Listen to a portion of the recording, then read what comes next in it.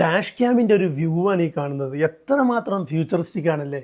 Okay, ഞാൻ ഈ dash ക്യാമിനെ കുറിച്ച് ഞാൻ കൂടുതൽ പറഞ്ഞുതരാം. ഞാൻ ഒരുപാട് റിസർച്ച് ചെയ്തിട്ട് ഒരുപാട് ഡാഷ് ക്യാം നോക്കി കണ്ടുപിടിച്ച് ലാസ്റ്റ് സെറ്റിൽ ചെയ്തതാണ് ഈ ഡാഷ് ക്യാമിൽ. ഇതിന് സ്ക്രീനില്ല, അങ്ങനെയുള്ള കുറവുകളായിട്ട് നിങ്ങൾക്ക് തോന്നുമെങ്കിൽ അതൊരു അഡ്വാൻറ്റേജാണ് സത്യത്തിൽ എനിക്ക് തോന്നിയത്. ഇപ്പോൾ ഈ ഡാഷ് ക്യാമിൻ്റെ ഈ വ്യൂ നോക്ക്, നമുക്ക് തൊട്ട് മുന്നിലുള്ള വാഹനത്തിൻ്റെ ദൂരം ഓരോ സമയത്തും കാണിക്കും. ഒരു 10 മീറ്ററിനുള്ളിൽ എത്തുമ്പോൾ അത് നമുക്ക് വാണിംഗ് തരും.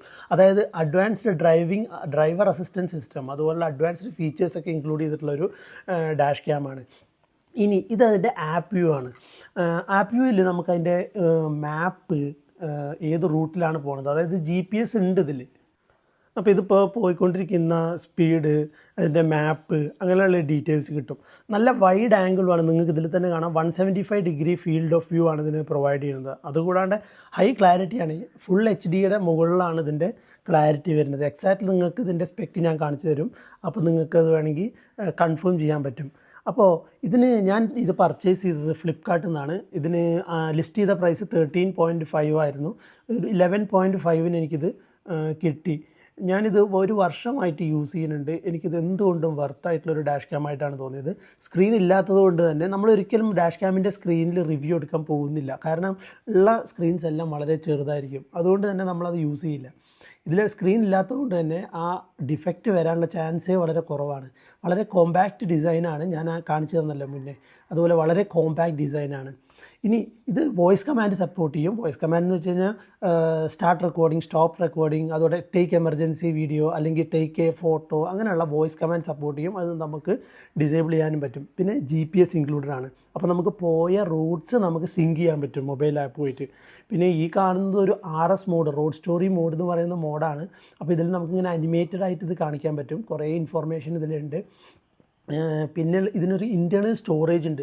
അതൊരു വളരെ പോസിറ്റീവായിട്ടുള്ളൊരു സംഗതിയാണ് ഇൻറ്റേർണൽ സ്റ്റോറേജ്. 128 GB ഇൻറ്റേർണൽ സ്റ്റോറേജാണ് ഇതിനുള്ളത്. അപ്പോൾ നമുക്ക് ഏകദേശം 5.5 മണിക്കൂർ റെക്കോർഡിംഗ് നമുക്ക് പറ്റും. 5.5 മണിക്കൂർ എന്ന് പറഞ്ഞാൽ നമ്മൾ ഓർക്കണം, ഇത് ഓടിക്കുമ്പോൾ മാത്രമുള്ള റെക്കോർഡിംഗ് ആണ്. അപ്പോൾ ഏകദേശം നമ്മളിപ്പോൾ ഒരു ദിവസം അല്ലെങ്കിൽ 2 ദിവസമൊക്കെ 5 മണിക്കൂറാകും വണ്ടി ഓടിക്കുക.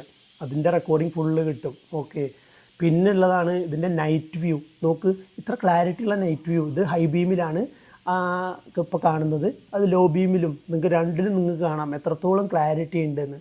അപ്പോൾ ഇത്രയും നല്ല ക്ലാരിറ്റിയിലുള്ളൊരു ഡാഷ് ക്യാം കിട്ടുക എന്നുള്ളത് ഇന്ന് മാർക്കറ്റിൽ വളരെ കുറവാണ് ആക്ച്വലി. ഓക്കെ, പിന്നെ വേറൊന്നാണ്, ഇതിൽ USB Type-C ആണ് ഇതിൻ്റെ കേബിൾ വരുന്നത്. പിന്നെ ഇതിൻ്റെ പാർക്കിംഗ് കിറ്റ് നമ്മൾ സെപ്പറേറ്റ് പർച്ചേസ് ചെയ്യണം. അതായത് വണ്ടി നിർത്തിയിടുമ്പോൾ ഉള്ള റെക്കോർഡിങ്സിന് നമ്മൾ സെപ്പറേറ്റ് വാങ്ങണം. ഇതിൻ്റെ വീഡിയോ ക്വാളിറ്റി നോക്കി 2 മിനിറ്റ് റെക്കോർഡിംഗ് ഏകദേശം 325 MB ആണ് വരുന്നത്. ഇതിൻ്റെ റെസൊല്യൂഷൻ 2596/സംതിങ് എന്നാണ് വരുന്നത്.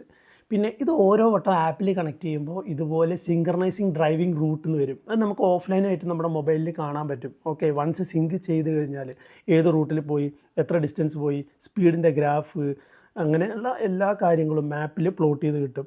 പിന്നെ RS എഫക്റ്റ് ഞാൻ ഓൾറെഡി പറഞ്ഞു. ചെറിയൊരു അഡാസ് ഫീച്ചർ ഉണ്ട്, ലൈൻ ചേഞ്ച് ചെയ്യുമ്പോൾ അല്ലെങ്കിൽ മുന്നിൽ കാറ് വരുമ്പോൾ, അങ്ങനെയുള്ള ഫീച്ചേഴ്സ് നമുക്കിതിൽ കാണിച്ചു തരുന്നുണ്ട്. ഇനി ഒരു പ്രോബ്ലം എന്താണെന്ന് വെച്ച് കഴിഞ്ഞാൽ, ഒരു ഡിഫക്റ്റ് പറയാനുള്ളത്, പാർക്കിംഗ് കിറ്റ് നമ്മൾ സെപ്പറേറ്റ് പർച്ചേസ് ചെയ്യണം വണ്ടി പാർക്ക് ചെയ്യുമ്പോഴുള്ള റെക്കോർഡിംഗ്. അതുകൂടാതെ ബാറ്ററി ബാങ്ക് സപ്പോർട്ട് ചെയ്യില്ല. ഓക്കെ, ഇങ്ങനെ 2 എണ്ണമാണ് ഇതിൽ ഡിഫക്റ്റ് തോന്നിയത്.